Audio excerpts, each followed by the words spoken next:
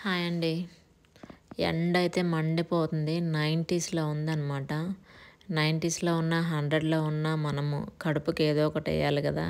ఇంక వండుకొని తినాలంటే ఇంక గార్డెన్‌లో ఏమైనా ఉన్నాయి అనేసి అని చెప్పి సెర్చ్ చేస్తాననమాట. కొన్నైతే ఉన్నాయి. ఇంక అవి కట్ చేసుకుందామని చెప్పని సిజరు, ఒక గిన్నె పట్టుకొచ్చాను. తీరా అక్కడ చూస్తే ఒక 4 బీన్స్ ఉన్నాయన్నమాట. అది ఒకే ఒక చెట్టండి. ఒక చెట్టుకే అన్నొచ్చాయన్నమాట. ఒక చెట్టులో ఒక 5, 6 వచ్చినాయన్నమాట. ఇంకా అవైతే కట్ చేసుకున్నాను. ఇంకా అలా ఒక రౌండ్ ఏసుకుంటే ఇక్కడ బనానా మిరపకాయలున్నాయన్నమాట. Banana pepper. ఇంకా అవి కూడా కట్ చేసుకున్నాను.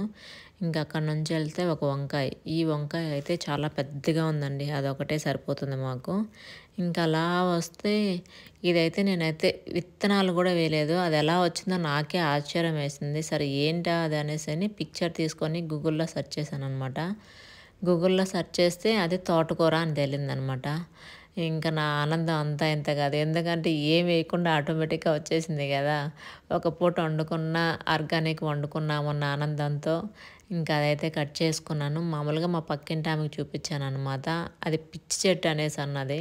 దాన్ని పీకేసే అన్నది. ఎందుకు పీకేయడము, నేను ఇండియాది అనుకుంటున్నాను. ఒకసారి సెర్చ్ చేస్తాను గూగుల్‌లో అని చెప్పి గూగుల్‌లో సెర్చ్ చేశాననమాట. సెర్చ్ చేస్తే తీరా అది తోటకూర అని తేలింది.